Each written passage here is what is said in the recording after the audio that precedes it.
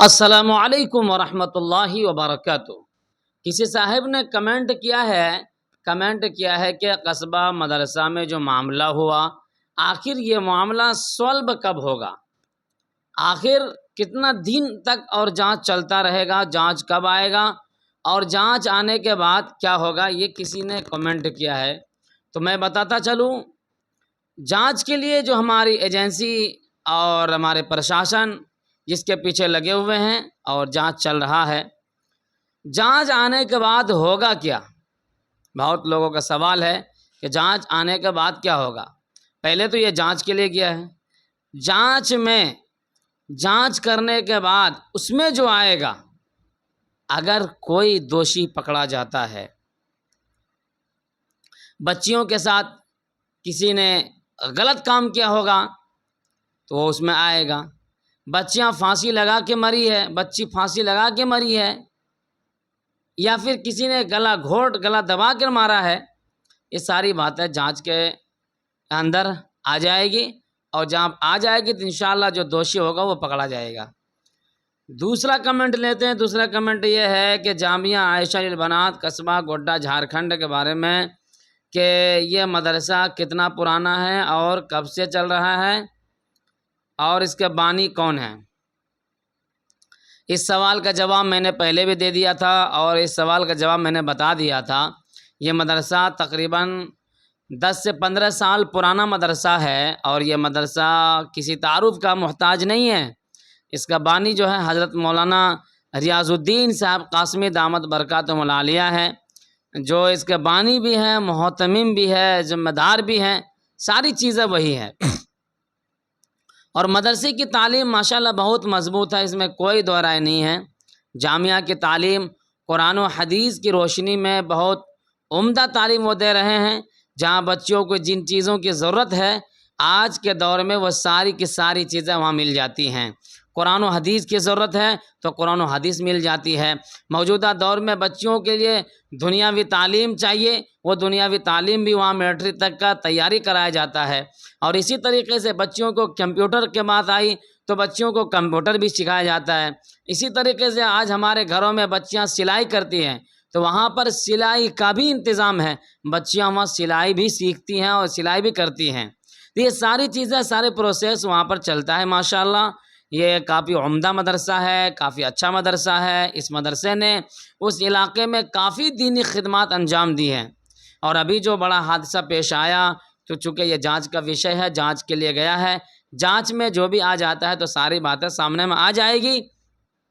اور میں کہنا یہی چاہوں گا کہ بھائی، علماء کو برا بھلا مت کہیے، مدارس اسلامیہ کو برا بھلا مت کہیے، اور مدارس کو جو بہت سے لوگ بند کرنے کی دھمکی دے رہے ہیں کہ مدرسہ بند کر دیا جائے گا، مدرسوں کو اڑا دیا جائے گا، تو یاد رکھیے یہ مدرسے جو ہے دین کے قلعے ہیں، یہ مدرسے دین کے قلعے ہیں۔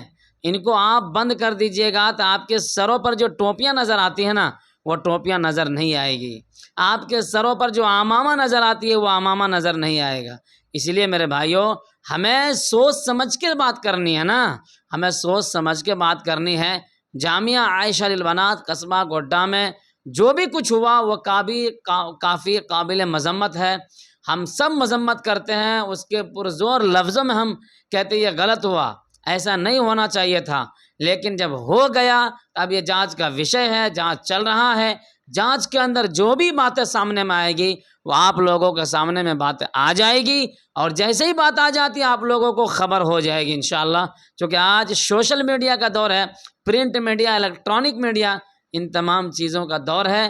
آج کے دور میں کوئی بات ڈھکی چھپی نہیں رہتی ہے، کوئی کیسا بھی کام کرے گا بات سامنے میں آ جائے گی۔ جب بات آ جائے گی تو میں کہوں گا اگر کوئی دوشی پکڑا جاتا ہے تو اس کو بخشا نہ جائے اور اس کو سیدھا جیل بھیجا جائے۔ جامعہ عائشہ للبنات ہمارے سروں کا تاج ہے اور سروں کا تاج رہے گا۔ وہ ادارے نے ایسا کام انجام دیا، ایسی خدمات انجام دی اس علاقے میں جس کو بھلایا جا نہیں سکتا ہے۔